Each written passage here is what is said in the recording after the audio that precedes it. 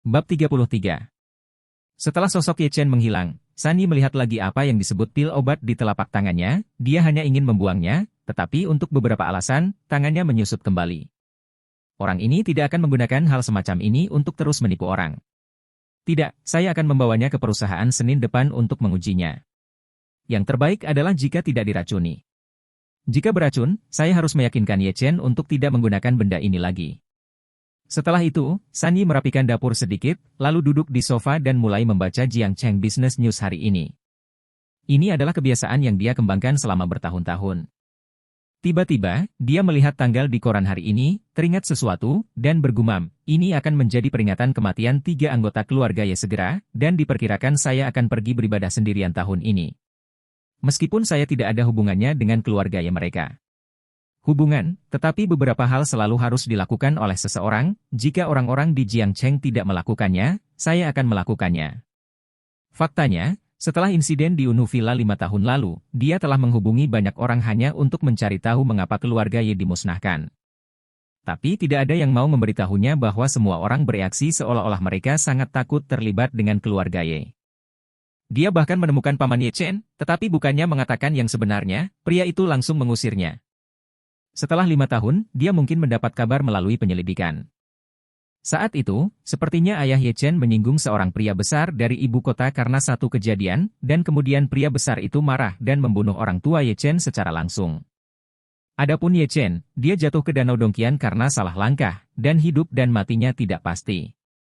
Dia pergi untuk melihat tempat Ye Chen jatuh, di mana air mengalir deras, dan tidak mungkin bertahan jika dia jatuh. Kejahatan macam apa yang dilakukan keluarga Ye? Keluarga yang baik harus berakhir seperti ini, sayangnya. Sunny menghela nafas. Pagi-pagi keesokan harinya, begitu Ye Chen meninggalkan apartemen Dadu, dia menemukan Mercedes-Benz Big G diparkir di gerbang komunitas. Ini persis sama dengan yang ada di Taman Chengbei. Di sebelah Big G adalah seorang gadis muda, Shen Mengjia, yang dengan cemas melihat sesuatu saat ini. Shen Mengjia hari ini tidak memakai topi. Rambut hitamnya seperti tinta lurus sampai ke pinggangnya, dan dia mengenakan gaun putih sederhana, seperti peri. Kombinasi mobil mewah dan keindahan sudah cukup untuk meledakkan perhatian semua orang. Bahkan ada sekelompok anak laki-laki berkerumun di masyarakat, terus-menerus berbisik. Kamu bilang, apakah kecantikan menunggu pria atau wanita? Tentu saja aku sedang menunggu sahabatku. Mereka G besar. Setidaknya akan menelan biaya beberapa juta. Menurut penelitian dan survei, gadis yang membeli G besar umumnya memiliki kepribadian yang kuat dan memiliki uang dalam keluarga. Nona, bagaimana mungkin menunggu pria di sini? Seorang pria gemuk berkacamata berkata dengan misterius, saudara-saudara, saya akan mengungkapkan kepada Anda lagi bahwa jika wanita cantik diurus, kebanyakan dari mereka hanya akan mengendarai merek BMW. Berpura-pura dan tampan, bukan? Analisis pria gemuk itu sangat masuk akal, dan langsung menarik banyak penggemar. Pria gendut itu melihat banyak sekali penggemarnya, dan terus berbicara, semakin dia berkata, semakin keterlaluan dia bahkan mulai menganalisis apakah gadis itu perawan atau tidak dari posisi berdiri, dan hewan-hewan di belakangnya. Bisa mendengar teriakan itu. Pada saat ini, Ye Chen datang, mengerutkan kening, dan berkata kepada pria gemuk itu, saya pikir analisis Anda salah. Shu Sasa. Semua orang memandang Ye Chen bersamaan. Pria gemuk itu mendorong kacamatanya dan berkata dengan agak bermusuhan, siapa kamu, nak? Kamu tahu apa nama panggilanku, pangeran kecil? Aku telah bermain dengan lebih banyak wanita daripada yang kamu makan. Kamu tahu wanita yang aku kenal? Ye Chen menggelengkan kepalanya, saya tidak mengerti wanita, tetapi saya tahu bahwa gadis dalam gaun itu sedang menunggu saya, jadi kesimpulan Anda salah. Begitu kata-kata ini keluar, tidak hanya Fatih yang tertawa, tetapi semua orang tertawa. Menunggumu? Haha, kamu tidak kencing dan bertingkah seperti beruangmu. Si cantik G besar akan menunggumu menjadi bajingan? Aku hampir mati karena tertawa. Hanya mengandalkanmu, jika kecantikan menunggumu, aku akan siaran langsung. Pria gemuk itu mengulurkan tangannya dan bersumpah. Menghadapi ejekan di sekelilingnya, Ye Chen tidak repot-repot memperhatikan, dan berjalan langsung menuju Shen Mengjia. Melihat bahwa Ye Chen benar-benar tidak tahu malu dan berjalan mendekat, semua orang segera tampak seperti sedang menonton pertunjukan yang bagus. Wanita seperti ini biasanya memiliki latar belakang. Jika Anda memulai percakapan dan menggoda tanpa izin, Anda tidak akan tahu bagaimana mati. Shen Mengjia di sebelah Big G secara alami menemukan Ye Chen, dan hatinya yang gugup tidak bisa menahan diri untuk tidak jatuh ke tanah. Jika Ye Chen tidak muncul, atau muncul beberapa jam kemudian, ayahnya pasti akan mati. Ayahnya bahkan menjelaskan kepadanya bahwa ketika mengundang Ye Chen, dia harus menjaga posturnya seminimal mungkin. Tanpa berpikir lagi, dia berjalan untuk menemui Ye Chen dalam langkah-langkah kecil, dan bahkan memberi hormat kepada Ye Chen dan berkata dengan hormat, "Tuan Ye, halo, saya." Tepat saat dia hendak mengucapkan beberapa kata sopan, Ye Chen melambaikan tangannya dan berkata, "Bawa aku ke rumah Shen." Kurasa Shen Haihua pasti panik. Wajah Shen Mengjia memerah, dan dia dengan cepat membuka pintu mobil untuk Ye Chen, dan berkata dengan lembut, "Tuan Ye, tolong." Dia mengucapkan setiap kata dengan hati-hati, yang merupakan sesuatu yang belum pernah dia dengar selama bertahun-tahun, karena takut menyinggung Ye Chen di suatu tempat. Meskipun Ye Chen tidak memiliki aura apapun, dia selalu merasakan paksaan yang tak terlihat menutupi dirinya. Setelah Ye Chen duduk, Shen Mengjia masuk ke mobil, dan dia merasa lega. Big G perlahan meninggalkan komunitas. Pada saat ini, sekelompok orang yang baru saja berdiskusi benar-benar ketakutan. Mereka menunggu untuk melihat anak itu mempermalukan dirinya sendiri, tetapi mereka tidak menyangka bahwa anak itu benar-benar masuk ke dalam mobil. Poin kuncinya adalah bahwa selama seluruh proses, kecantikan G besar masih budak, seperti budak kuno yang melayani orang dewasa. Pegang rumputnya, apaan sih? Apakah semua keindahan begitu baik akhir-akhir ini? Ini, aku tidak sedang bermimpi, ucap seorang anak laki-laki lemah. Saya ingat barusan seseorang mengatakan bahwa itu akan dipotong dan digantung. Kemana perginya saudara yang memotong dan menggantung itu? Itu benar, di mana saudara perempuan kerajaan yang tak terhitung jumlahnya dicincang dan digantung?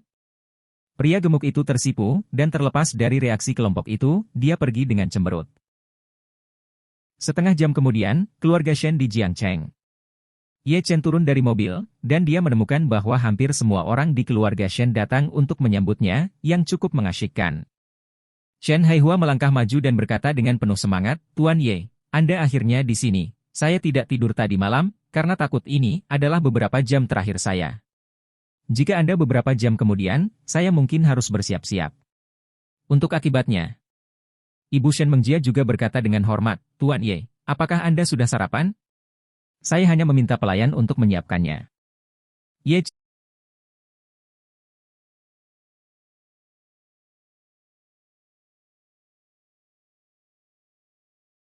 Ye Chen benar-benar tidak tahan dengan antusiasme begitu banyak orang, dan berkata langsung, "Pergi ke lantai 2, aku akan mentraktirmu, hanya beberapa detik."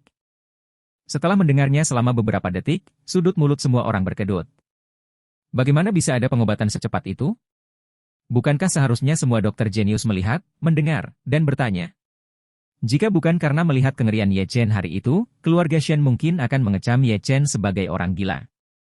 Shen Haihua berkata dengan ragu, "Tuan Ye, apakah Anda yakin? Berapa detik? Aku pun tur tidak secepat itu." Ye Chen tidak setuju dan berkata, "Tidak perlu apa-apa, lupakan saja, tidak perlu pergi ke lantai 2, ayo langsung ke tahap kedua perawatan di sini." Semua orang bahkan lebih bingung, perawatan ini terlalu main-main. "Tuan Ye, tidakkah Anda ingin berbaring?"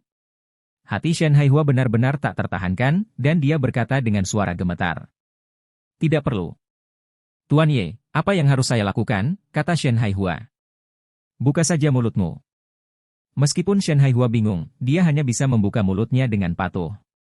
Detik berikutnya, Ye Chen mengeluarkan botol plastik kusut dari sakunya, membuka tutupnya, dan menuangkan 5 benda hitam darinya. "Ayo, ayo, makan semuanya." Bab 34. Ketika semua orang di keluarga Shen melihat botol air mineral yang kusut dan pil hitam yang tidak diketahui asalnya, pikiran mereka menjadi kosong. Apakah benda ini benar-benar bisa dimakan? Apakah itu bersih atau tidak adalah pertanyaannya. Bahkan jika Anda tidak sakit, Anda akan sakit setelah makan makanan ini. Tetapi tidak ada yang berani keluar untuk menghentikan Ye Chen, karena mereka tahu bahwa di seluruh Tiongkok, hanya pemuda di depannya yang bisa menyelamatkan Shen Haihua. Shen Haihua melihat kelima pil, menelan, dan ingin mengatakan sesuatu, tetapi masih tidak bisa mengatakannya. Dia tidak takut ada yang salah dengan pil itu.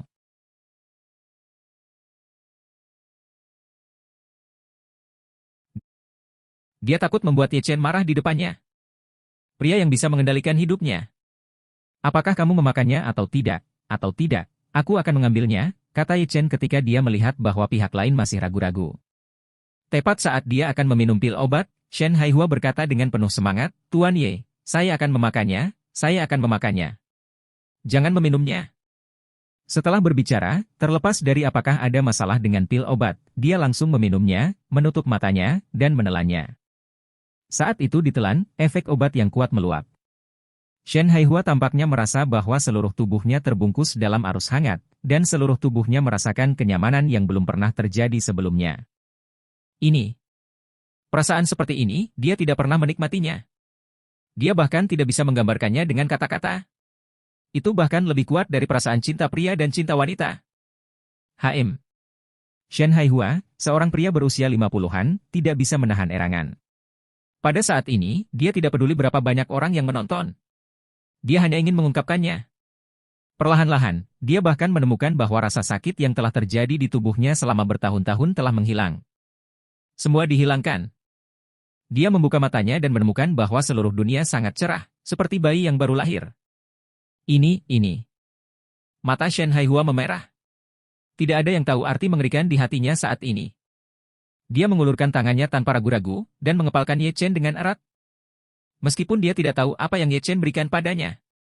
Tapi efek ajaib seperti itu, bahkan ramuannya tidak berlebihan. Celepuk. Dengan suara, Shen Haihua berlutut tepat di depan Ye Chen. "Tuan Ye, tolong beri hormat saya kepada Shen Haihua. Mulai hari ini dan seterusnya, Anda akan menjadi orang tua saya yang terlahir kembali dari Shen Haihua." Kesombongan dan keagungan Shen Haihua semuanya hancur di depan Ye Chen saat ini. Adegan ini mengejutkan pandangan semua orang. Ibu Shen tercengang. Shen Mengjia menutup mulutnya tanpa sadar. Ekspresi semua orang di keluarga Shen seperti melihat hantu. Siapa Shen Haihua? Ini adalah Presiden Grup Beiming, perwakilan Kongres Rakyat Jiangcheng. Dia memiliki gelar yang tak terhitung jumlahnya di kepalanya. Selama bertahun-tahun, mereka belum pernah melihat Shen Haihua meneteskan air mata. Saya belum pernah melihat Shen Haihua berlutut di depan orang lain. Tapi semua kemustahilan ini terjadi di depan mata mereka. Semua orang selalu memandang pria yang agak keras itu, kekuatan sihir macam apa yang dimiliki pria ini untuk membuat pria kuat seperti itu berlutut dengan sukarela. Ye Chen menatap Shen Haihua dan mengangguk, "Bangun, kamu tidak perlu berterima kasih padaku, aku akan menyelamatkan orang dengan uang, kamu memberi uang, kami hanya hubungan transaksional." Shen Haihua menemukan bahwa dia sedikit tersesat, dan dengan cepat menyeka air mata dengan lengan bajunya, berdiri, dan mengeluarkan kartu ban dan kunci dari sakunya. "Pak Ye, ini biaya konsultasi Anda," kata Sandi 66, "dan kunci ini adalah properti yang saya beli di sebelah apartemen Dadu. Properti ini telah menganggur, dan pemborosan juga. Tolong tanyakan juga pada Tuan Ye." Tersenyum, "Alamatnya ada di balik kunci." Ye Chen memikirkannya sebentar, tetapi masih menerimanya. Dia sangat membutuhkan rumah sekarang, dan dia akan pergi ke Derentang untuk mengambil beberapa bahan obat nanti. Dan bahan pemurnian tidak dapat disimpan di dapur San Yi sepanjang waktu, itu terlalu menjengkelkan. Saat ini, kunci yang dikirim oleh Shen Haihua hanya bisa menyelesaikan kebutuhan mendesaknya. Mengapa Anda tidak mengambil hal semacam ini? Sebuah rumah dapat menghabiskan biaya paling banyak beberapa juta, yang hanya setetes ember dibandingkan dengan biaya konsultasi. Melihat bahwa Ye Chen telah menerimanya, Shen Haihua tidak bisa menahan diri untuk tidak menghela nafas. Dia adalah seorang pengusaha, dia memperhatikan minat, dan dia memiliki visi jangka panjang, dia tahu apa arti orang aneh seperti Ye Chen. Dia bisa menyembuhkan penyakitnya sendiri, dan tentu saja dia juga bisa menyembuhkan penyakit orang lain. Orang lain ini memiliki arti yang lebih luas. Dari pemimpin pemerintahan kecil hingga kepala negara besar. Jika orang seperti ini tidak berteman saat ini, kapan lagi? Tentu saja, dia tidak berpikir bahwa kunci dapat memperoleh kepercayaan dari pihak lain, dan jalannya sangat panjang. Dia tiba-tiba memandang putrinya, Shen Mengjia, sebagai apel dari telapak tangan keluarga Shen, berada di garis depan Jiangcheng dalam hal kecantikan dan sosok. Pahlawan sedih untuk beauty pass. Jika perlu, dia Shen Haihua tidak akan ragu untuk memberikan putrinya kepada pria di depannya. Hanya saja dia tidak tahu apakah Ye Chen bisa memandang rendah putrinya, dan itu semua tergantung pada restu putrinya. "Tuan Ye, saya tidak tahu apakah saya bisa mentraktir Anda makan siang. Saya ingin mengucapkan terima kasih banyak." "Tidak ada maksud lain," kata Shen Haihua. Ye Chen paling membenci makan malam seperti ini, dan tentu saja menolak, "Saya masih memiliki banyak hal untuk ditangani, jadi saya tidak perlu makan. Anda ingat untuk makan ringan beberapa hari ini, akan memakan waktu beberapa hari untuk obat." Pil untuk sepenuhnya terintegrasi ke dalam tubuhmu, untuk penyakitmu, seharusnya tidak ada terlalu banyak masalah, kita akan berhenti di sini. Setelah Ye Chen selesai berbicara, tepat ketika dia hendak pergi, dia tiba-tiba memikirkan sesuatu. Kali ini, ketika dia datang ke Jiang Cheng, selain untuk membalas dendam, dia juga ingin mengambil kembali grup Tianzheng yang diciptakan ayahnya saat itu. Bagaimanapun, ini adalah kerja keras ayahnya. Samar-samar dia ingat bahwa grup Tianzheng pada waktu itu sedang mengalami kemunduran, dan setelah kecelakaan keluarga Ye, itu diserang oleh banyak perusahaan. Dalam beberapa hari terakhir, dia juga mencoba mencari tahu keberadaan grup Tianzheng dari internet, tetapi dia belum memperoleh informasi yang substansial. Sekarang, sebagai pendiri grup Jiangcheng Beiming, Shen Haihua harus tahu lebih banyak tentang lingkungan bisnis Jiangcheng daripada orang lain. Bertanya padanya tidak diragukan lagi merupakan pilihan terbaik. Tepat ketika Shen Haihua tenggelam dalam kekecewaan karena ditolak, Ye Chen berhenti lagi, menoleh ke Shen Haihua dan berkata, "Kamu juga pasien pertama yang Ye Chen buka untuk perawatan, jadi izinkan saya mengundang Anda makan malam, di mana saya akan mengatur waktu, mari kita atur besok malam, apakah kamu punya waktu?" Begitu kata-kata ini keluar, lidah Shen Haihua yang bersemangat akan diikat, dan dia akhirnya berhasil bereaksi, dan dengan cepat setuju, "Jika Anda punya waktu, dengarkan Tuan Ye. Kalau begitu telepon aku dan aku akan memberitahumu," kata Ye Chen. Shen Haihua tahu bahwa waktunya sudah habis dan dia dengan cepat memberitahu Shen Mengjia, "Mengjia, jangan berikan nomor teleponmu kepada Tuan Ye." "Kenapa ponselku?" Tepat ketika Shen Mengjia hendak berbicara, dia menemukan bahwa ayahnya memelototinya, dia hanya bisa menemukan pena dan kertas, menuliskan nomor teleponnya dan menyerahkannya kepada Ye Chen. Ye Chen melirik telepon dan berjalan menuju pintu. "Mengjia, kenapa kamu tidak mengirim Tuan Ye?" perintah Shen Haihua. "Kenapa aku lagi?" Shen Mengjia sedikit tidak senang, bagaimana dia bisa merasa seperti seorang pelayan. "Tidak perlu mengantar, aku akan pergi naik taksi." Ye Chen meninggalkan kalimat dan menghilang dari pandangan semua orang.